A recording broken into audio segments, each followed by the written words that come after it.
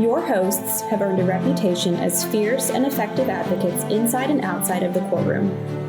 Our partners are experienced trial attorneys who've been board certified in family law by the Texas Board of Legal Specialization.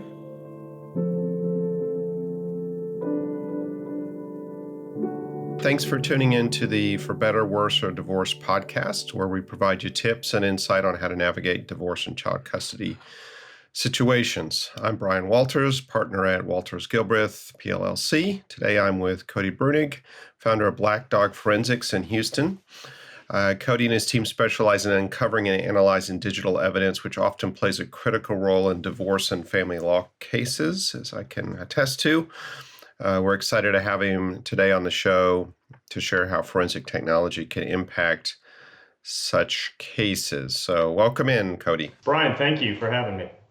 You bet. You and I first met on a case that I kind of inherited and worked with you on that case through trial. And actually, I can announce that after a very long case, case is officially over as of last week. So we're finally done with that one, but certainly we're very, very helpful with that. So yeah, tell us a little bit about your background personally, and then of course more specifically about Black Dog Forensics when you get to that. Absolutely. My background is a little bit interesting. I started out, I went in the military at 17. I was one of those that had my parents, or talked my parents into signing me away. They had no other choice, essentially. So I went in the military at 17, went right into the infantry. When I got out, I went into law enforcement, and then found myself in law enforcement doing a very unique area, eventually getting involved in human trafficking, getting involved in rescue of children, a lot of things that had a technology-related nexus to it, as you can imagine. And then found myself eventually branching out into the civil side and leaving the law enforcement or criminal world, where fast forward a couple of decades and founded a company called Black Dog Forensics, where we specialize in digital forensics. And for those of your listeners who don't know, digital forensics is a fancy way of saying that we look at electronic data to figure out what happened and tell its story, most of the time, in court, whether that's criminal or civil. Agreed. So, I've been around doing this long enough when, before there was that much forensic evidence, right? If you were trying to figure out if your spouse had an affair, you might have to hire like a PI or follow them around, take a picture of them going into a hotel room, or if you had money missing, you I don't know what you do in that case. You might have to go get the physical bank records from the bank or something like that. It was definitely a different world than we live in now. I tell people these days that everything you need to know about somebody's probably on their phone. That's probably a bit of an exaggeration, but it's probably a lot of truth there. But the problem is, well, how do we know what's on that or what's there, or what, how do we get it into a form that can be evidence in a courtroom, which is very different than just, I looked at my wife's phone and I saw she was texting this guy, right? That's not really going to get you anywhere in a courtroom. So let's talk a bit about the types of, I guess we'll stick with family law and divorce stuff, but what are the most common types of evidence that you get asked to find out about or deal with? Yeah, and I think you kind of hit it right on the head as far as our devices, right? Our spouses know a lot about us, but what's one thing that probably accompanies us everywhere in life? And it's probably your cell phone for the most part, right? Your cell phone knows more about you than oftentimes you might know about yourself. It knows your dirty, dark secrets, and it knows everything else. And the reality is most people have probably never told their phone where they work or where they live.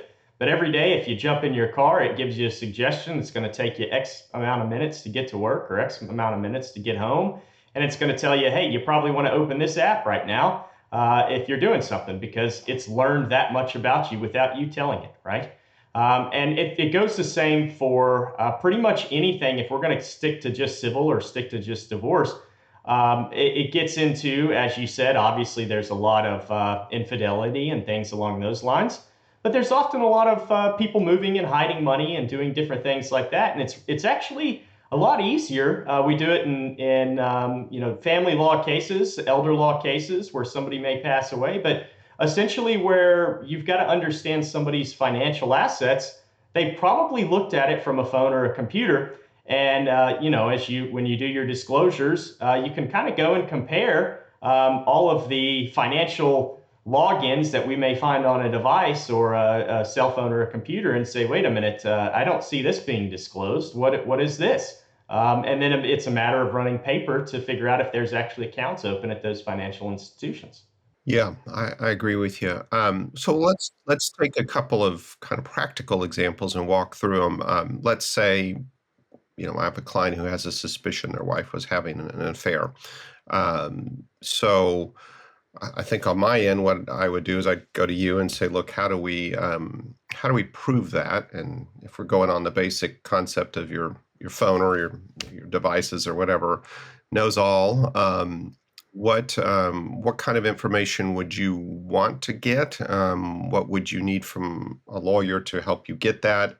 And then typically, let's walk through a couple scenarios. Let's talk about the fair one first. We'll talk about the money one next. But what are the kind of things that you might be able to find in searching through that evidence? Let's assume you got all of it that you asked for. Yeah, at the end of the day, too, we always kind of start these things of saying, where do we want to end up? And we want to end up with something that we can use in court, right? It does no good for me to come up with evidence that is pointless or worthless, right? So we've got to, one, collect data in a manner that is defensible and legal. That's a big one, right? And so that's done through a number of ways. I've had courts demand that cellular devices get turned over, whether it's the spouses. Oftentimes I've seen it on kids' devices, right? Especially if there's kids involved in a situation. Parents and kids are going back and forth at each other's houses. The court might, assign an attorney to them, and that attorney might demand that we get that child's device to look at. But going on the realm of, a spouse's phone, you can do that sometimes through demand. A lot of times it's mutual and through an ESI protocol. So that's some sort of an agreement that says, hey, we're going to look at both devices, or we may look at your device. There's instances where we believe there might be something going on, and as part of, and obviously you probably have dealt with this, but sometimes it's actually written into prenumps that investigations can be looked at and digital devices can be turned over. So it's as creative as lawyers can be to get that device and that data to me in a sound manner. I've had them go on the stance of saying, look, it's community property or somebody pays the bill. I always caution with that, right? At the end of the day, you're the one who has to defend against that. Courts don't necessarily look at it that way, right? So I would recommend whatever it is, it's through some sort of agreed protocol or something that you're going to feel comfortable defending whatever data I actually collect from that computer or cell phone and actually get it into the court of law. Now, computers, that's a lot different story, right? There's community property on computers, but cell phones kind of hard to defend in that stance. But then it doesn't just end on the digital devices, right? There's the cloud out there where there's all sorts of dating profiles, there's all sorts of social media, and that data can be collected as well, right? There's public facing and there's private, meaning that they have to be a friend or connected, right? So there's case law around connecting to somebody's social media, pretending to be somebody else, right? And how you go about it. At least on the criminal side, you got to be very careful of the admissibility of that. A little bit easier standard prima facie type that we can use that in a civil setting. But to those degrees, those are all different avenues we want to really kind of investigate what is the overall understanding. And then from there, we kind of sit down and say, all right, this is potentially the roadmap and the boundaries you want to stick in with the end goal of being just that. We want to introduce it as evidence in a court of law. So let's talk about some kind of practical aspects of things. So I know let's say I have a client who knows, there's about to be a divorce, and they go in and they delete all their messages with their girlfriend. Let's just say that on a regular messaging app, their text messages. Let's start with the easy stuff. Or maybe that's easy. Let me start with the basics. They eliminate all their records of all the calls, all the text with their girlfriend or boyfriend. is that, can we find out, A, whether those ever occurred? B, can we recreate them?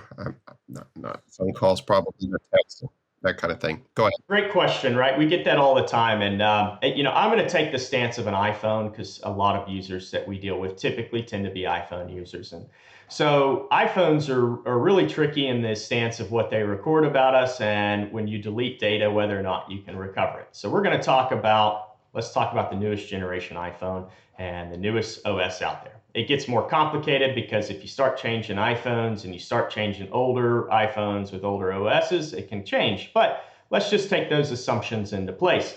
To answer your question, can you technically recover the full deleted content of the message, i.e., hey, have a good morning, I'm thinking about you, right? Chances are you may not cover that from the cellular device itself. But the great thing about Apple is that it's a cohesive cloud that likes to talk to its other devices out there. You probably have had a number of cases come to you. I found out my husband is doing this because he's left his iPad at home and I see these messages pop up. I'm sure you've heard that story.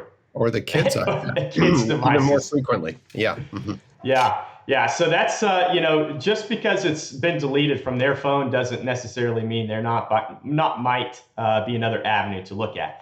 But just because the content is deleted doesn't mean the fact that it occurred is deleted, which is oftentimes just as damning, especially in criminal matters, which we'll stay away from. But the fact that communication occurred and the degree of that communication and the times, that is often paints a story. Now, on top of that, we haven't even talked about or brought in location data, but I often use location data so much of these times, right? When either spouse is supposed to be working during the day and we get access to their phone and find, lo and behold, they're at their boyfriend or girlfriend's house at 3-hour block during the middle of the day, right? These things have what's called biome data. And so Apple it tracks your location for the better part of a couple of months with a real degree of certainty within a couple of meters of where you are every couple of seconds. So you can literally paint a picture and says, hey, Cody Breunig left the office. He went and stopped and got a car wash and then went by H-E-B and picked up some steaks. And there you go. To that degree of certainty, it gives you a really clear picture of where somebody is. So as an attorney, if I get up and paint and show a map and we actually talk about the technology behind it to quickly educate the, whoever it is who's making the determination at the day, but then we show a little map with literally dots painted of where somebody is at a given time, that's pretty powerful, right? So to that degree of messages, the messages may be gone, but the fact the messages occurred likely aren't gone. But then you also have to think, is there somewhere else we can go that the messages were stored, whether it's backed up to the cloud, whether it's on another device? So I don't know if I answered your question because there's about 2 million variables that can come into play. No, I think that's really helpful. And I found that courts are more interested in, a lot of times, in just the general honesty of a person. And so, for example, let's take the cheating on thing again, and we'll switch to the hidden money next because that's the next most common one. I'll ask a question in discovery right off the bat in most of these cases. Have you had an affair, right, to the other side? And if so, with whom? And they'll, I think these days most people will admit that, especially if that ongoing affair is what kind of was the final straw. Not because they're honest, but because they do have a general sense that, hey, they're going to figure this out at some point, right? Or they've admitted it, But what they'll often do is they'll minimize it, right? Like, oh, it just started a few weeks ago, or I just, it was a very short thing. It didn't really go anywhere. Or this is the first time I've ever had an affair, something like that. When in fact, maybe the truth is they've been in this affair for 2 years, or they've had a series of them. Anyway, so they'll admit it kind of up front, but they'll minimize it. And that's where forensics can often be helpful, I've found, is that we go back and say, oh, well, you said this started 2 months ago. It actually started a year ago, right? Like, we can't, maybe they did delete the text messages, but we can see that there was a lot of activity, a lot of phone calls. yeah, maybe going to visit their place. And judges are not stupid or naive, especially in family law. They figure if there's smoke, there's fire, I think most of the time. So, and that may be very, very helpful if the judge figures, look, this person's lying to me about this issue. Now we have two other issues that we really don't have clear proof on because, whatever, they're hard to prove. I'm just not going to believe that person because I know they're lying to me about one thing, and I'm basically not going to believe anything else they say in the rest of the case, barring them having evidence to prove. It kind of flips the burden of proof, I would say, is sort of the way that works, in my view. So that can be very helpful, I think, there to show. On the money stuff, so, I think first of all, the easiest way to hide money is cash, but not many people deal with large amounts of cash these days. I mean, if you have a spouse who's pulling $1,000 out of an ATM every week, and we don't really have a reason to do that, and that's been going on for years, which I've had cases like that actually. Yeah, we probably do have cash somewhere.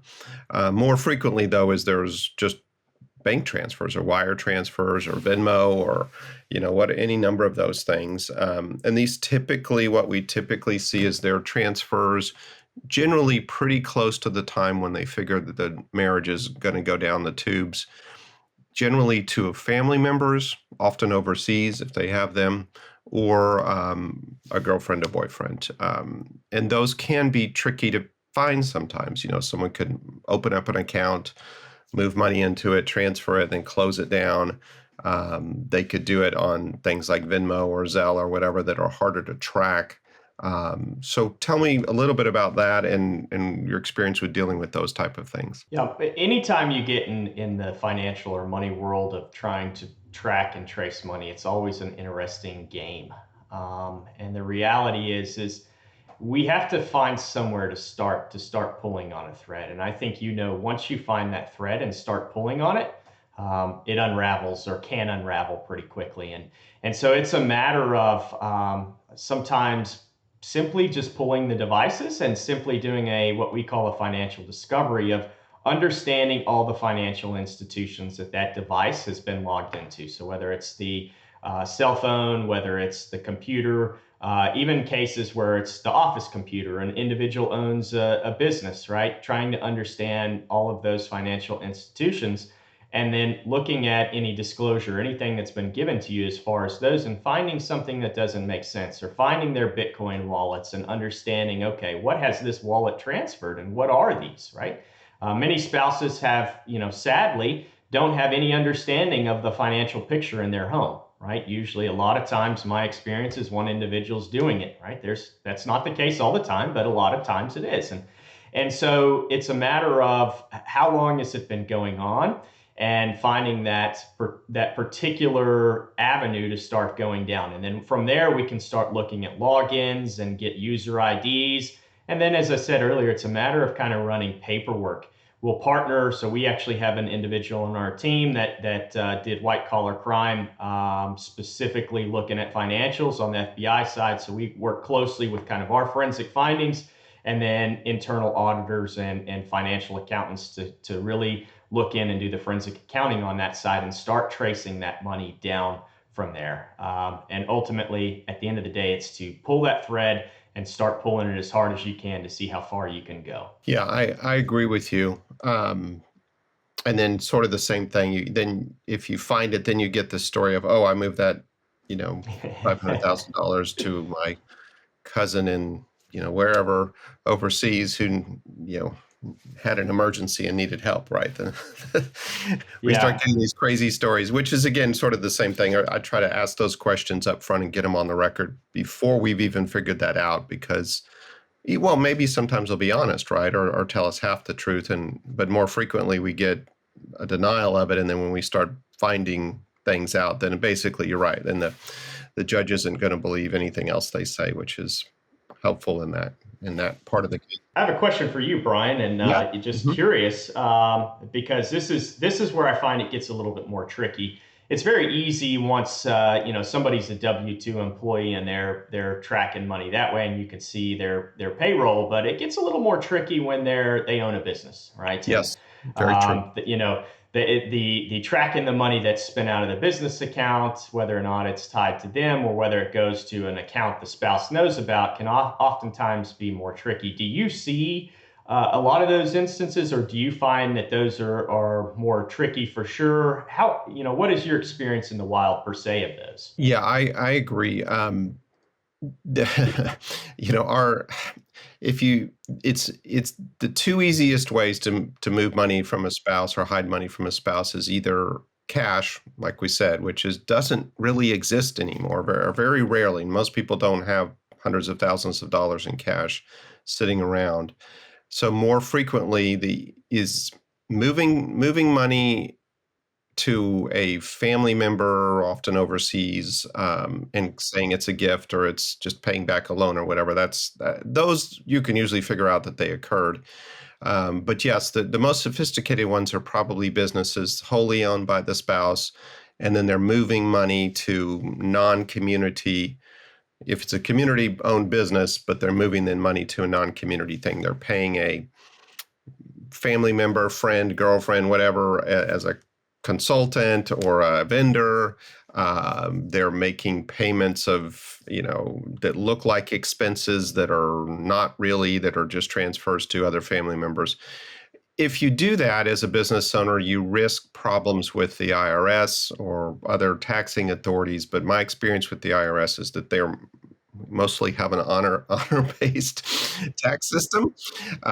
Your chances of being audited, I don't know if I should say this, but it's public record. Your chances of being audited by the IRS are well below 1%. And even if you are audited, I'm not sure they might not find it. So there are very sophisticated ways to do that should be a problem. And in that case, then you need to be looking at the business, following. It's almost an audit essentially, where, okay, well, this is a vendor. They're getting $300,000 a year.